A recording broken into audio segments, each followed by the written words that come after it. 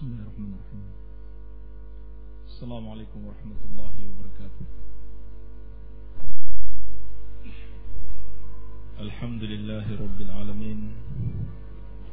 Wassalatu wassalamu ala nabiyyina Muhammadin wa ala alihi wa sahabatihi ajma'in wa man tabi'ahum bi ihsanin ila yaumiddin.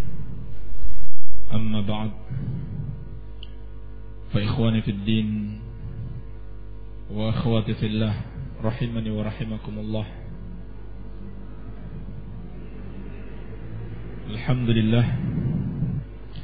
kita bersyukur kepada Allah Subhanahu wa taala yang telah menganugerahkan kepada kita banyak sekali kenikmatan.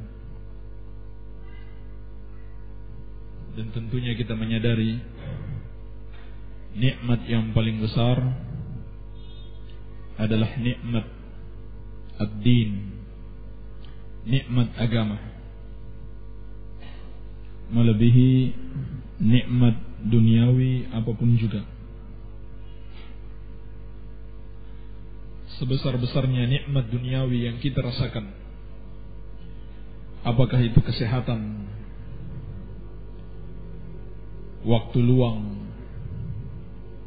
harta, jabatan, wanita, anak-anak,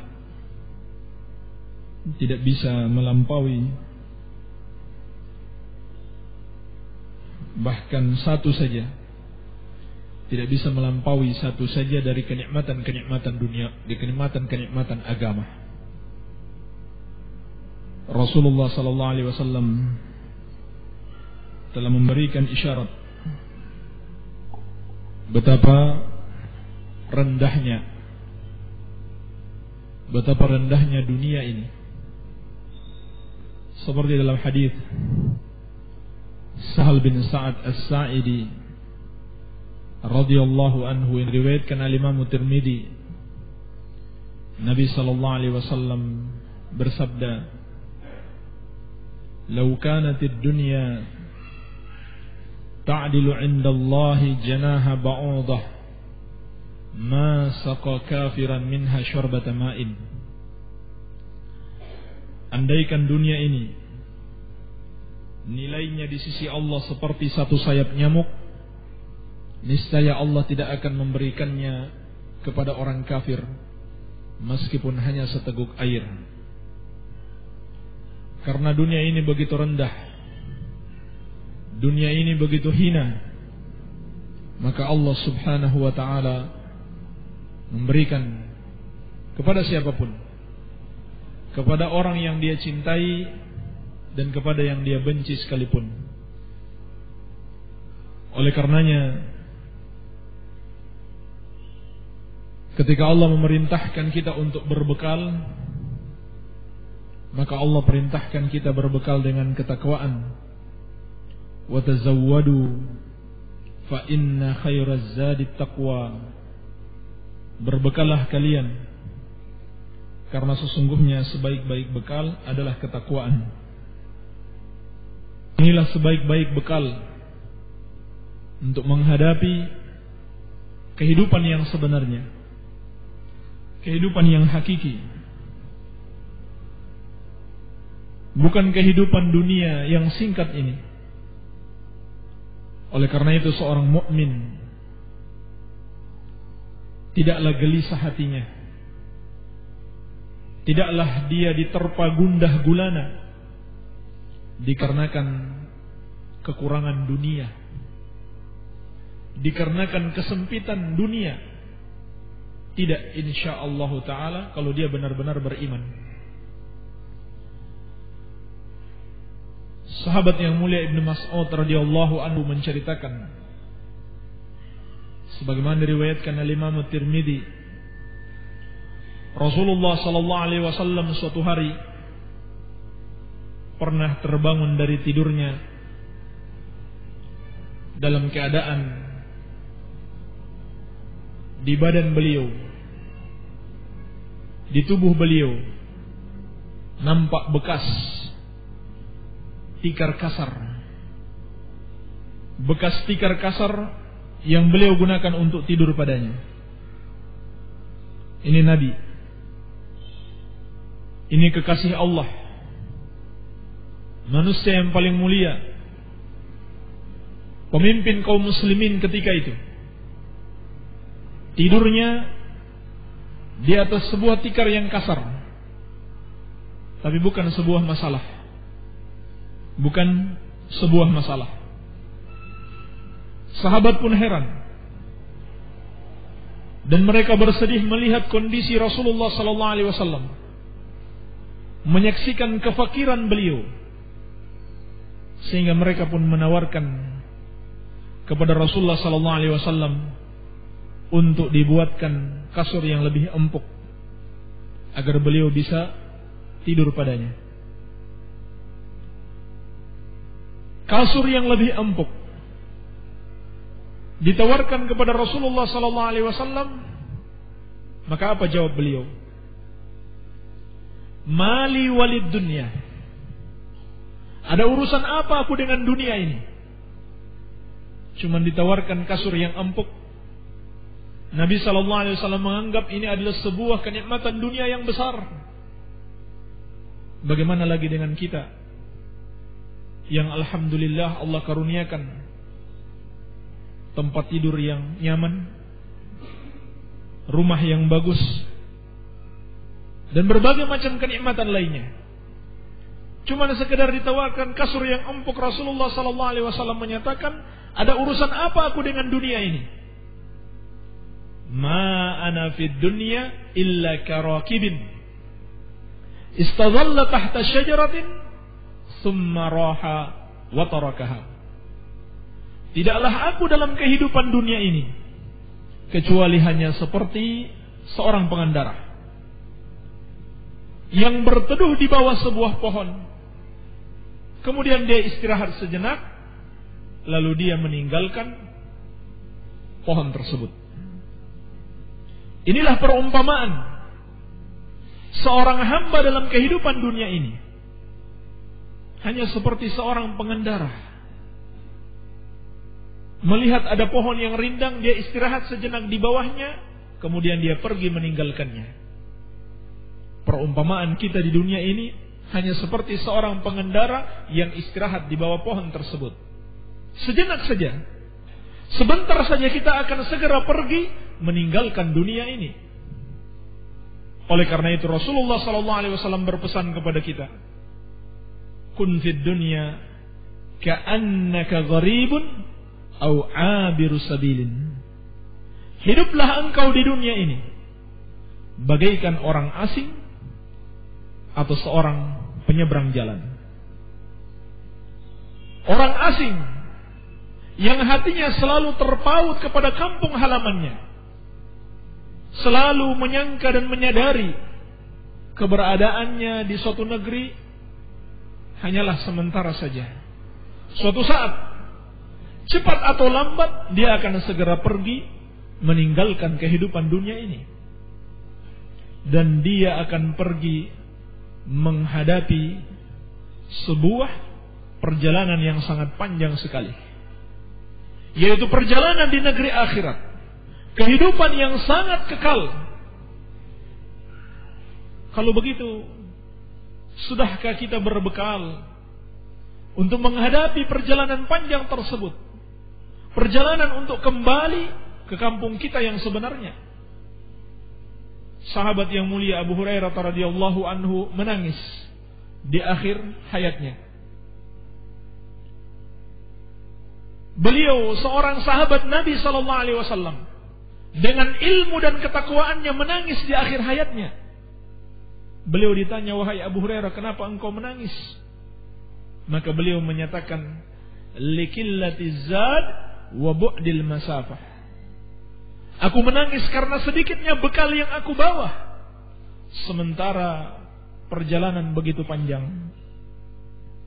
Ini sahabat yang mulia, dengan segenap ilmu dan ketakwaannya merasa bekalnya masih begitu sedikit, menghadapi perjalanan yang sangat panjang sekali. Lalu bagaimana dengan kita? Sudahkah kita berbekal? Dan sebaik-baik bekal adalah ketakwaan kepada Allah Subhanahu wa ta'ala. Maka marilah kita berbekal dengan ketakwaan untuk melalui kehidupan dunia ini, dan agar kita bisa mencapai kebahagiaan di akhirat kelak. Sehingga perlu kita senantiasa pahami bersama bahwasannya kesuksesan kita di muka bumi ini, kebahagiaan yang bisa kita raih di muka bumi ini, bukanlah sesuatu yang hakiki. Segenap kenikmatan dan kemewahan yang bisa kita capai dalam kehidupan dunia ini bukan sesuatu yang hakiki. Dia hanya semu, dia hanya menipu kita. Adapun hakikat kebahagiaan dan kesuksesan seorang hamba apabila dia selamat dari azab Allah Subhanahu wa ta'ala. Faman zuhziha 'anil nari wa udkhilal jannata faqad faza wa mal hayatud dunya illa mata'ul gurur. Maka barang siapa yang diselamatkan dari neraka dan dimasukkan ke dalam surga, sungguh dialah orang yang beruntung, dialah orang yang sukses. Wa mal hayatud dunya illa mata'ul gurur. Dan tidaklah kehidupan dunia ini kecuali kesenangan yang menipu.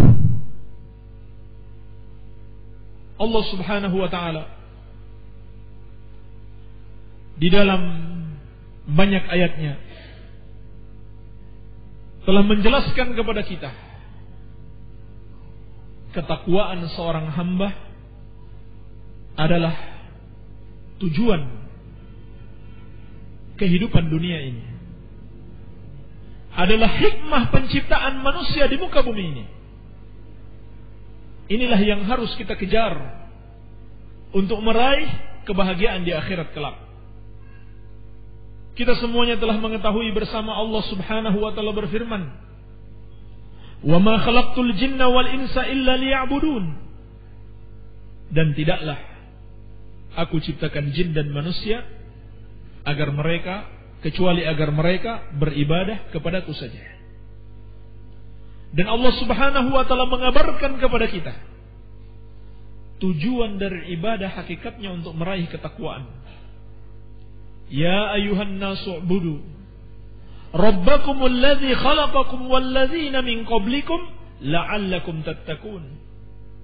Wahai sekalian manusia, beribadahlah kepada Allah Subhanahu wa ta'ala, Rabb yang telah menciptakan kalian dan menciptakan orang-orang sebelum kalian, la'allakum tattaqun, agar kalian bertakwa. Sebagaimana Allah kabarkan kepada kita bagaimana Allah mengambil perjanjian dari Bani Israel agar mereka benar-benar bertakwa kepada Allah Subhanahu wa ta'ala. Wa idh akhadna mitsaqakum wa rafa'na fawqakum tur khudhu ma atainakum biquwwah wadhkuru ma fihi la'allakum tattaqun. Mari kita perhatikan ayat yang mulia ini. Betapa pentingnya ketakwaan. Allah ambil perjanjian dari Bani Israel. Wa idh akhadna mitsaqakum. Dan tatkala kami mengambil perjanjian dari kalian. Wa rafa'na fawqakum tur. Dan kami angkat di atas kalian bukit Tur. Gak main-main. Bukit Tur yang tertancap di dalam bumi, diangkat, dipisahkan oleh Allah dari bumi, dan letaknya sekarang sudah berada di atas Bani Israel. Bukan lagi di bumi. Posisinya sudah ada di atas. Kalau mereka tidak mau mengambil perjanjian itu, maka bukit itu akan ditimpakan kepada mereka.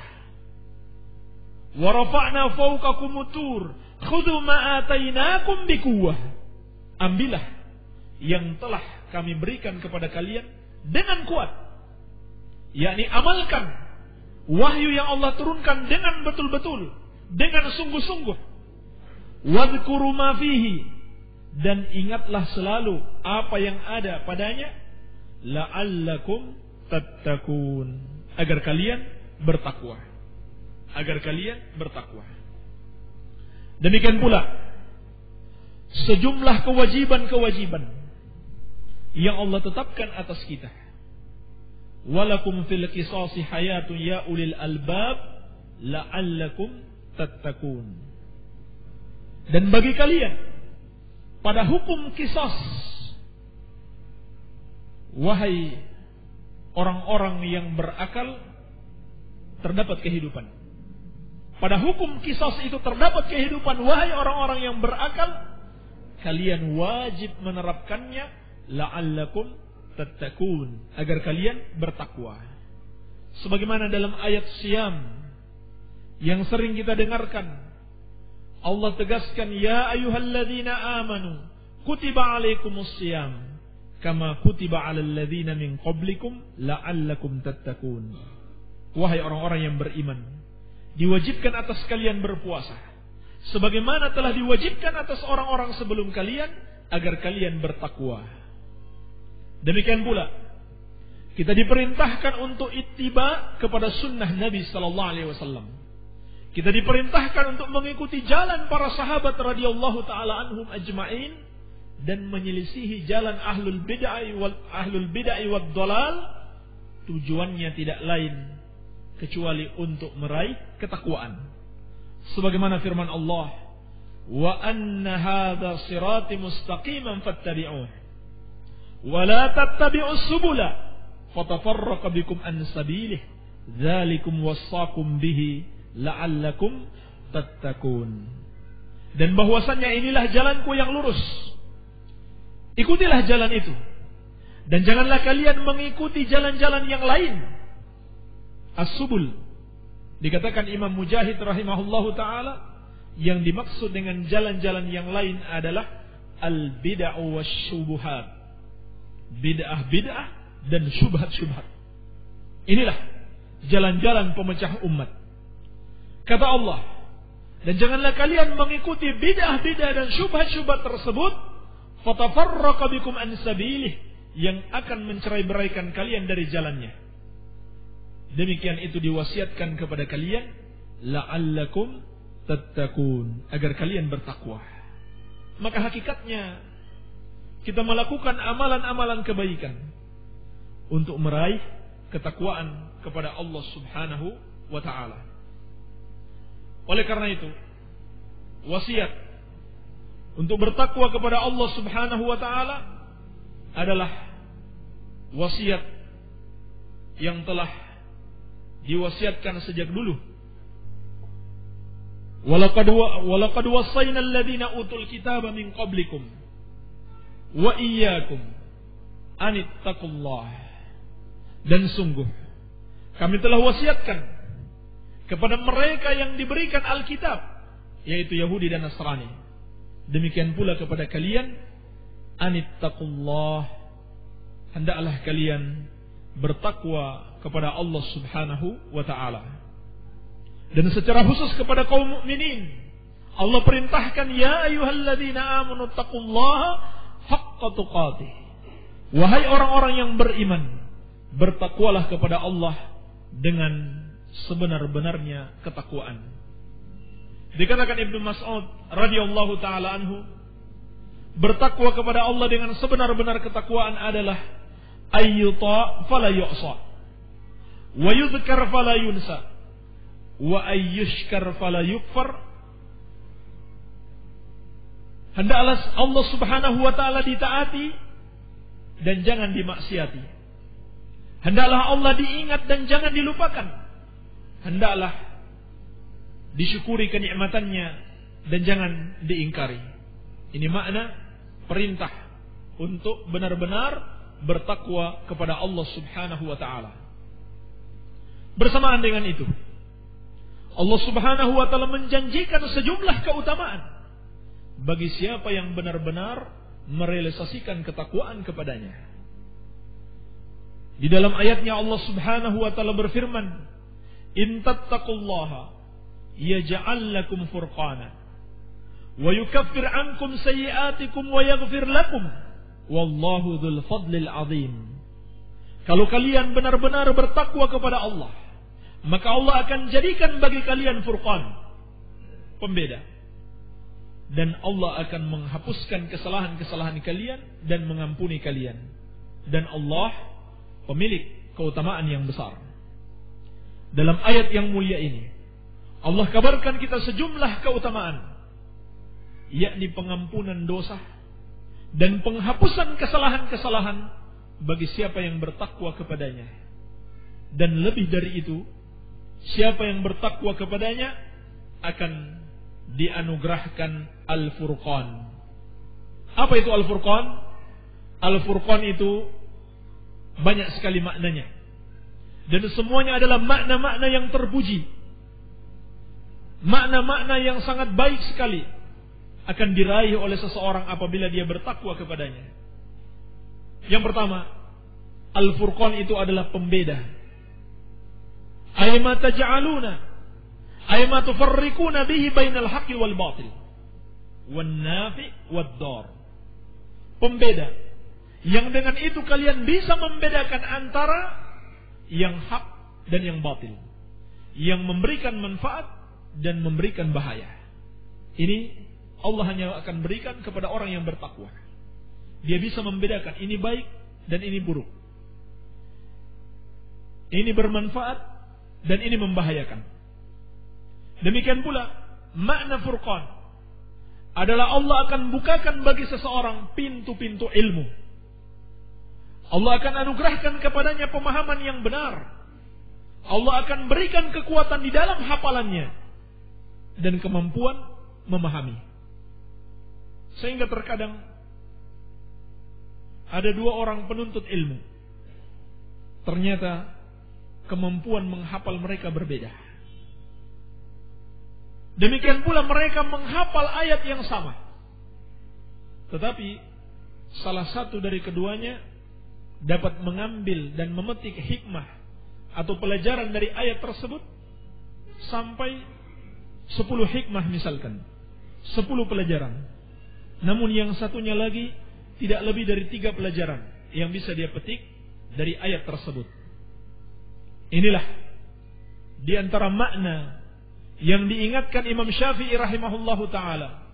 Syakautu ila waqi'in su'a hifdhi fa arsyadani ila tarkil ma'asi wa akhbarani bi anna al-ilma nurun wa nurullahi la yuhda li'asi. Aku pernah mengeluhkan kepada Imam Waqi' akan buruknya hafalanku, maka beliau membimbingku untuk meninggalkan kemaksiatan, untuk takwa kepada Allah. Dan beliau mengabarkan kepadaku bahwasannya ilmu itu adalah cahaya, dan cahaya Allah tidak akan diberikan kepada orang yang berbuat maksiat kepadanya. Termasuk di dalam makna Al-Furqan adalah al-firasah as-sadiqah, firasat yang benar.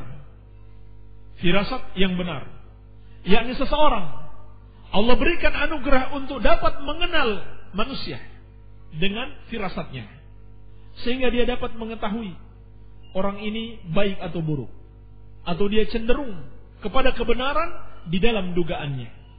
Inilah yang disabdakan oleh Nabi sallallahu alaihi wasallam, "Inna lillahi ibadan ya'rifuna an-nasa bit-tawassum." Sesungguhnya Allah memiliki hamba-hamba di mana mereka dapat mengenal manusia, mengenal hamba-hambanya dengan firasat mereka. Dan itu tidak diberikan kecuali bagi orang-orang yang benar-benar bertakwa kepada Allah Subhanahu wa ta'ala. Iya.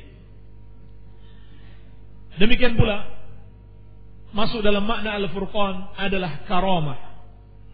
Karamah suatu kemampuan luar biasa yang Allah berikan kepada seseorang tatkala dia membutuhkannya. Ini termasuk dalam makna Al-Furqan. Maka inilah diantara keutamaan orang-orang yang bertakwa kepada Allah Subhanahu wa ta'ala. Dan dalam ayat yang lainnya Allah menyatakan, "Innallaha ma'al ladzina taqaw wal ladzina hum muhsinun." Sesungguhnya Allah bersama orang-orang yang bertakwa dan orang-orang yang berbuat ihsan. Allah nyatakan Allah bersama mereka. Maksudnya bersama di sini kebersamaan dalam bentuk an-nusratu wa ta'yid, pertolongan dan dukungan. Bukan sekedar pengawasan Allah, tetapi dukungan dan pertolongan Allah kepada orang-orang yang bertakwa. Ittaqullaha wa'lamu annallaha ma'al muttaqin. Bertakwalah kepada Allah dan ketahuilah sesungguhnya Allah Subhanahu wa taala bersama orang-orang yang bertakwa. Sebagaimana Allah menjanjikan, "Wa may yattaqillaha yaj'al lahu makhraja wa yarzuqhu min haitsu la yahtasib."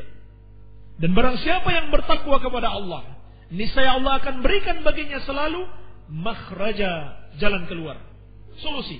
Apa masalahnya? Pasti ada jalan keluar yang lebih baik kalau dia bertakwa kepada Allah Subhanahu wa taala. Apalagi sekedar masalah duniawi. Kalau seorang meninggalkan yang haram, meninggalkan sesuatu karena Allah, karena takwa kepadanya, pasti yakin Allah akan berikan jalan keluar baginya. Jangan ragu untuk meninggalkan pekerjaan yang haram. Jangan ragu untuk meninggalkan penghasilan yang haram. Yakin Allah Subhanahu wa taala akan anugerahkan jalan keluar baginya. Sebagaimana Allah berjanji, "Wa may yattaqillaha yaj'al lahu min amrihi yusra." Dan barang siapa yang bertakwa kepada Allah, maka Allah akan jadikan di antara urusannya itu menjadi mudah. Allah akan mudahkan urusan-urusannya kalau dia bertakwa kepada Allah. Sebagaimana Allah Subhanahu wa taala juga mengatakan, "Inna akramakum indallahi atqakum." Sesungguhnya orang yang paling mulia di antara kalian di sisi Allah Subhanahu wa taala adalah orang yang paling takwa kepadanya.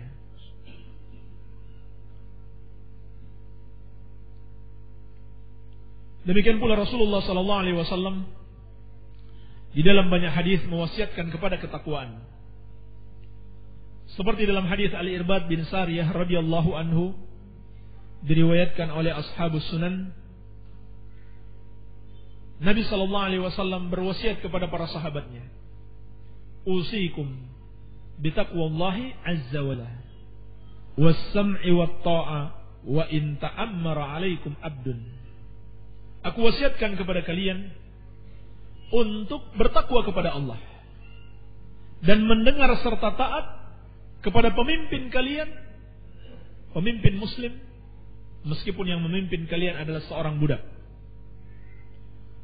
Bahkan Nabi SAW memerintahkan kita, meskipun kita telah bersumpah untuk melakukan suatu perkara, tapi kita lihat ternyata ada yang lebih takwa daripada itu, tinggalkan.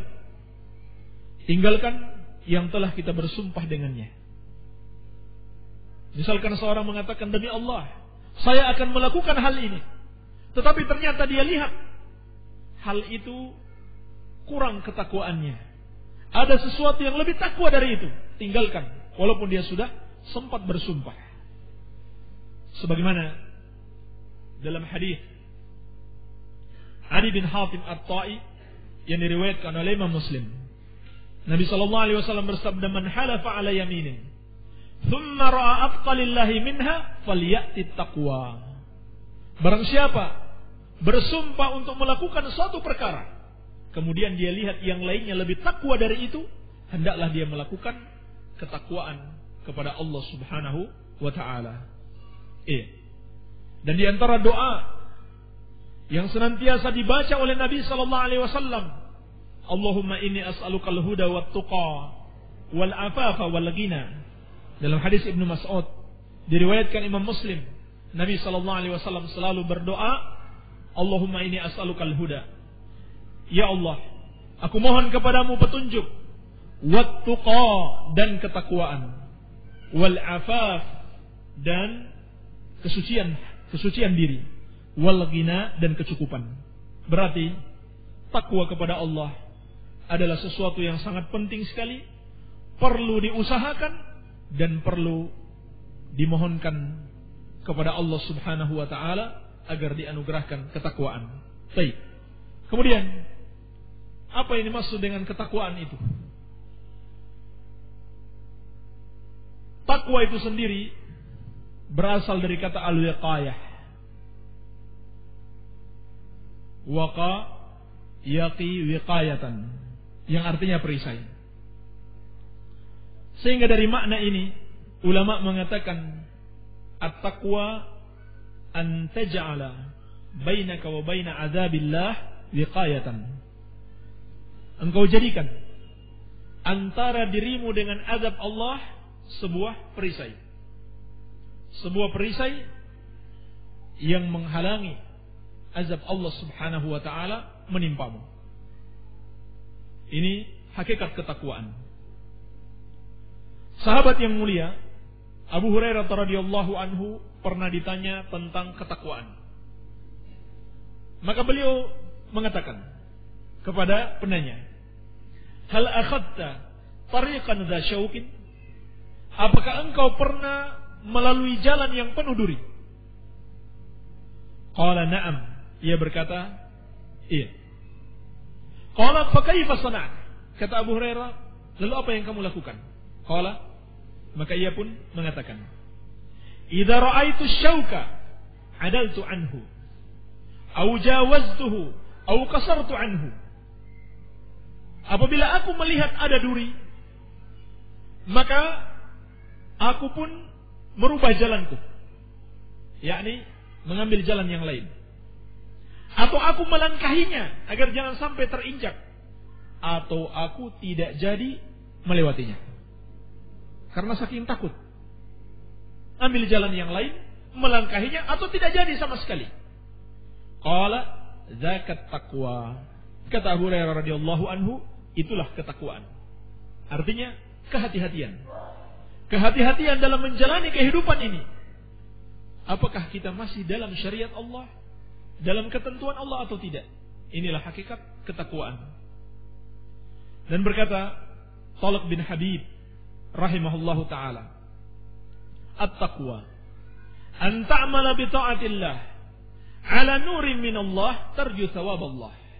Takwa itu adalah engkau beramal dengan ketaatan kepada Allah berdasarkan cahaya dari Allah, yakni ilmu, petunjuk, dalam keadaan engkau mengharapkan pahala dari Allah Subhanahu wa taala. Wa an tatruka ma'siyat Allah ala nurin min Allah takhafu azab Allah, takhafu iqab Allah.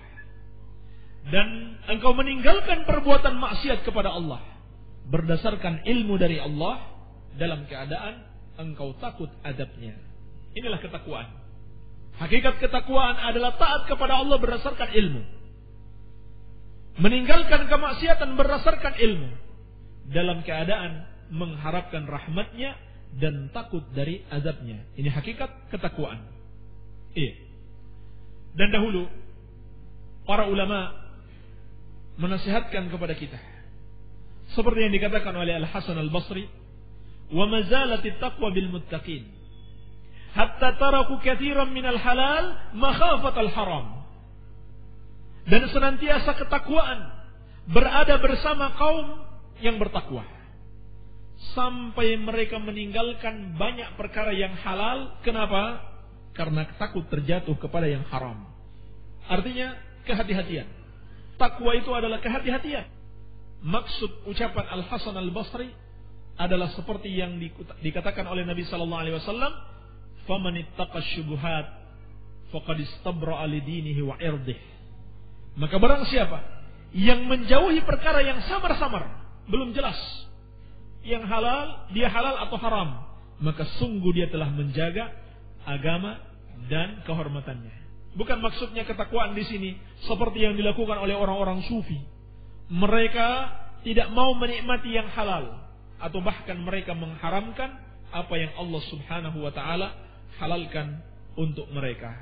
Iya. Tetapi maksudnya seperti sabda Nabi sallallahu alaihi wasallam tersebut, menjauhi yang syubhat, demikian pula menjauhi hal-hal yang tidak ada manfaatnya. Walaupun mungkin kalau dia ucapkan tidak juga berdosa, tapi dia tinggalkan yang tidak memberikan manfaat kepadanya. Sehingga Nabi sallallahu alaihi wasallam pun bersabda, min husni islamil mar'i tarkuhu ma la ya'nih. Di antara tanda kebaikan seseorang, kebaikan Islamnya seseorang, dia meninggalkan apa-apa yang tidak bermanfaat baginya. Iya.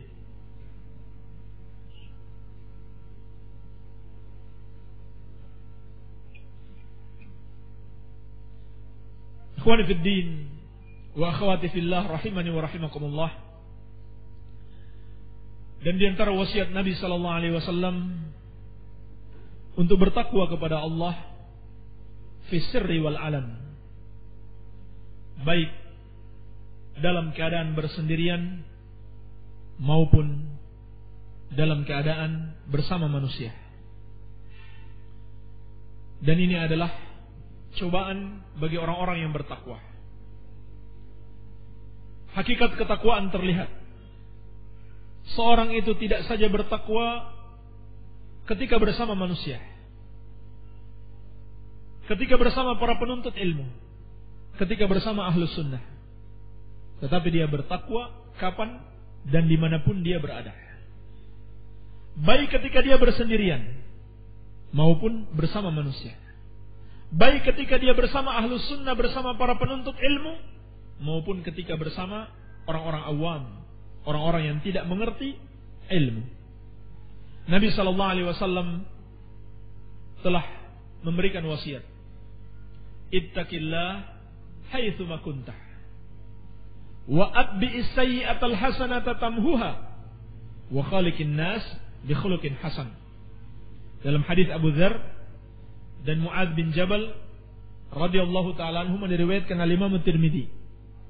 Kata Nabi sallallahu alaihi wasallam, bertakwalah kepada Allah dimanapun engkau berada. Segeralah berbuat kebaikan.